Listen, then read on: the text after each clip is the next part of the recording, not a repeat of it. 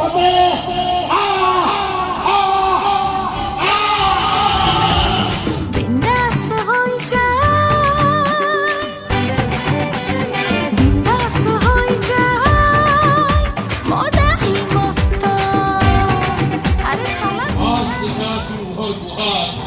মই জ্ঞানৰ গপ পচন্দ নকৰোঁ তাক আমাৰ হাতত পতাই দে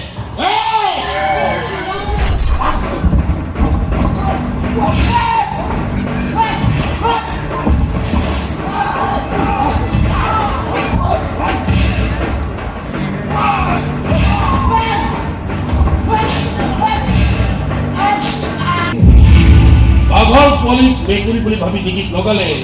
কি ৰক্তপান কৰি কৌশল সাৱধান হোৱাটো ভাল ইন্দৰত অবক্ষ নখ দন্তন হোৱা বাঘক 5 বছৰ চোকাৰে চাপত লাগে কথাটো মনত ৰখাটো ভাল আপুনি চাৰ্কাছৰ বাঘ দেখিছে বাঘে অৰণ্য চিকাৰ কৰাৰ ভয়ংকৰ দৃশ্য হয়তো আপুনি প্ৰত্যক্ষ কৰা নাই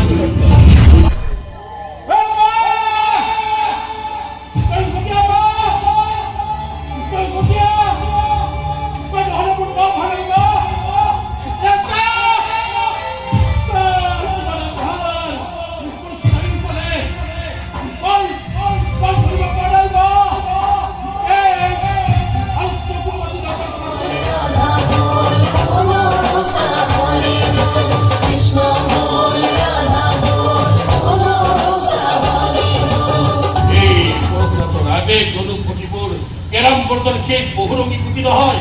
যে তাক চকু পানী ষ্ট্ৰাইকাৰেৰে পকেট কৰি দিব পাৰি নিজকে পৰশুনাথ বুলি গৰ্বেৰে চিনাকি দিলেও আপুনি আচলতে এজন দুৰ্বল পুৰুষ আপুনি প্ৰকৃততে এজন প্ৰেমিক পুৰুষ নাৰীবিলাক বলকৈ জীৱন অন্বেষণ কৰা দুৰ্বল পুৰুষ মই নহয় এবাৰ বিশ্বাসেৰে মোৰ হাতত ধৰি চাওক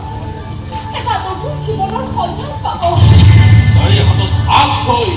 ৰঘু বোলা হৈ এই পৰশুনাথে জীৱন সুধাক পাল কৰিব নিবিচাৰে যাত্ৰা পাওক মই নিজেই নিৰ্বল